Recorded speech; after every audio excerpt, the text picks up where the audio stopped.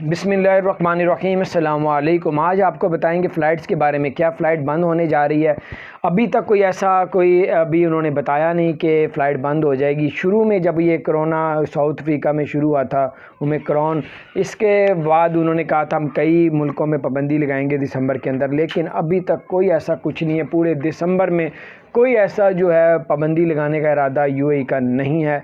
और अगर कोई अपडेट्स अचानक आ गई, क्योंकि बादशाही हुकूमत है, अचानक कोई अपडेट आ गई तो आपके साथ शेयर करेंगे। अगर कोई सऊदी अरब जाता है अब, तो सऊदी अरब वालों ने कहा है कि अब वो 3 वैक्सीन लगाएंगे। 2 वैक्सीन तो उन्होंने लगाई होगी, तीसरी बूस्ट वैक्सीन भी लगाई होगी, तो वो सऊदी अरब आ सकेगा। तो ये थी अपडेट्स कुछ बहुत ज़बरदस्त।